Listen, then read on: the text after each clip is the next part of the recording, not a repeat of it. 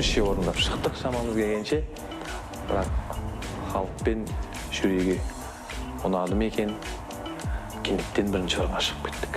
Бүгінгі кезеңде көш бастаған жұп Жанболат Найзабеков, Айгүл Қосанова. Өкінішке орай, әр аптада алған бағамыз, бізге берілген тапсырма, тақырып, соның барлығы сол аптамен бітіп қалады да, келесі аптада жаңа тақырып, жаңа қойылым, жаңа ән, сондықтан да барлығы жаңа болғаннан кейін үлкен дайындықты қажет етеді. Немқұрайлық деген нәрсе жалпы біздің табиғатымызда жоқ, бірақ нақ осы жолы біздің дайындығымыз аздау.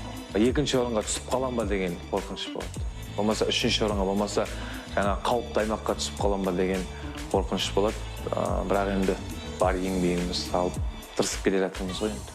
Бүгінгі бағдарламада махаббат тақырыбы бізге шындығында әнді таңдауда оңайға түскен жоқ. Дей тұрғанмен, біз осы Мейрамбек Беспаевтың орындауындағы «Қайдасың» деген әнге тоқтадық. Бұл әннің өзі де біраз адамға біраз махаббат еске түсіруі мүмкін. Әлеуметтік желілердегі барлығы осы Айгүл, Жанболат, сіздер таза нағыз жұпсыздар, сіздерге дауыс береміз, сіздер үшін осы бағдарламаны көреміз деп жатқандар көп. Халықтың бізге деген ілтипатына, махаббатына алғысым шексіз.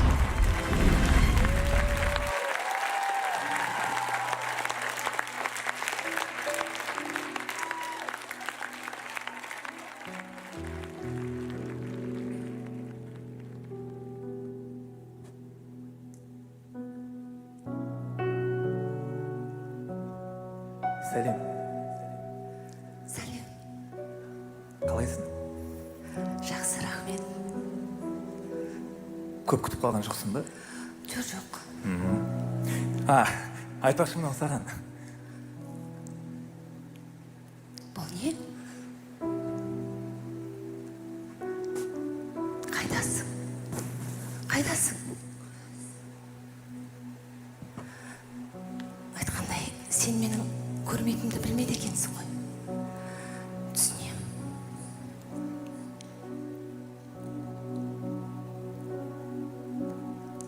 Толқығандай теңіз кеудем, екі жүрек екі іздеумен, жүрмін жаным сені іздеумен.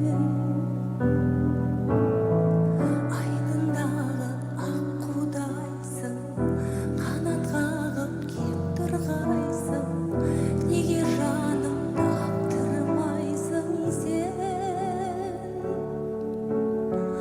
Алтыным ай көзің мөлдір, хабар күттім өзіңнен бір, махаббатым қайдасың, қайда?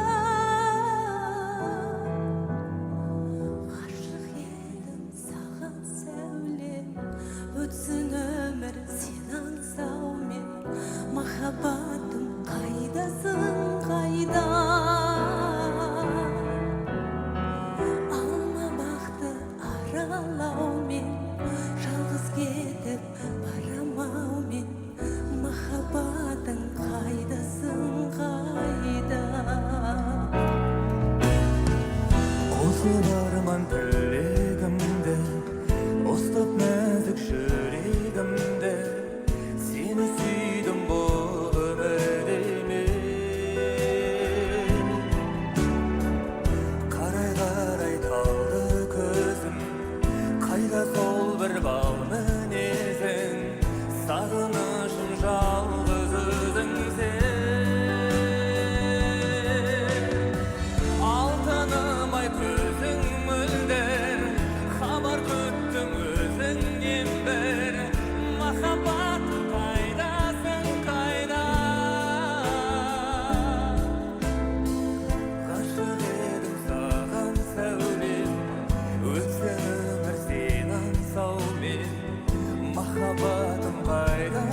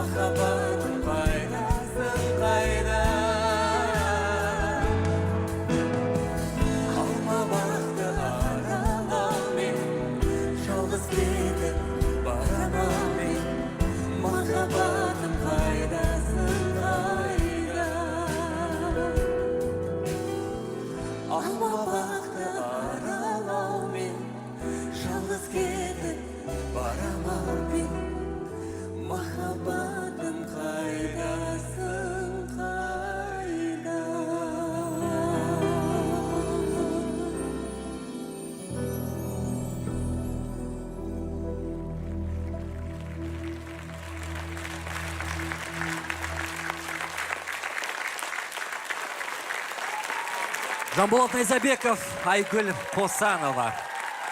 Дидар мырза, енді махаббат тақырыбына қалам сермеп жүрген ақынсыз ғой. Бүгінгі көрген осы әдемі оқиғаны бір шумақпен суреттеп беріңізші.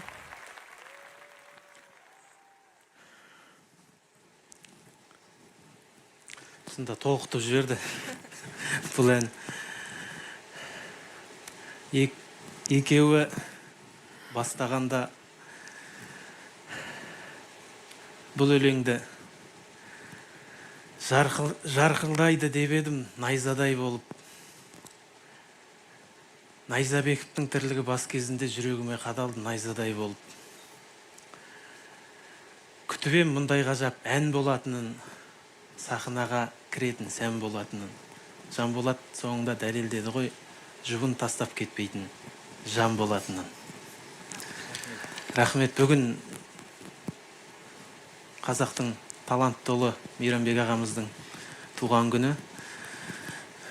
Соған сыйлық ретінде деп ойлаймын енді өзім. Осы жұп бір керемет сол кісінің әнін орындап шықты. Шынымен де толқып кеттік. Жаңа жаңбыр төктің айтқан кезде Дананың өзі жаңбыр төгіп еді көзінен. Енді біздің көзімізде жаңбыр төгіліп кетті. Керемет енді. Толқытты, тебірентті. Рахмет. Ерекше болды. Рахмет Дидар мырза. Айгүл ханым, жүрегіңізге жеткен секілді бұл ән. Шынын айтқанда өзі барлық сезімнің қылын шертетін әннің барлығы лирикаға, мұңға, сезімге, ойға тола ғой. Барлығы лирикалық ән, басым көпшілік әсіресе бізде қазақта. Мынау осы екі жұп, екі өнер адамы толыққанда, өнерпаз емес тіпті өнер адамдары екеуі де бір-бір төбе. Маңдайларына Құдай өнер деген ен салған, басынан башпайына дейін өнер үшін жаралған жан. Екеуі де. Және де мынау таланттадан барлық жағынан талант па деп ойлаймын кейде. Сондай адамның біреуі осы жобада Асхат Майемиров болса, біреуі Айгүл Қосанова. Басынан башпайына дейін өнер, актерлық шеберлік. Шынымен де мына зағип адамдар көзі ашық тұрғанмен де ол алдындағы дүниені көрмейді. Енді біз актерлық шеберлікте көп өтеміз ғой.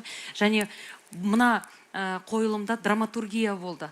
Басы, аяғы бар, жұп-жұмыр ойға, мұңға, сезімге, махаббатқа, қимастыққа тола, ұлы сезімге тола, жай махаббат емес. Соның барлығын қамтыған үлкен қойылым болды. Актерлық шеберлік болды, ән болды. Тіпті Жанболаттың микрофонмен жұмыс істеуінің өзі біле білген адамға үлкен шеберлік, сабақ, былай айтқанда, иә.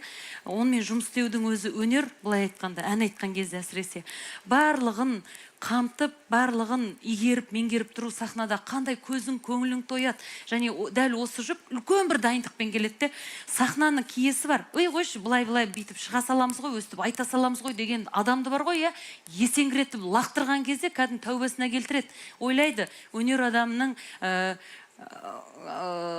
адамдарының жұмысы сондай бір жеңіл, жай бетін бояп, жылтырап жүреді деп. Жоқ, ол маңдай тер, адал еңбек, кәдімгі үлкен еңбек талап етеді. Сонымен осы жұптан көрем. Рахмет сіздерге.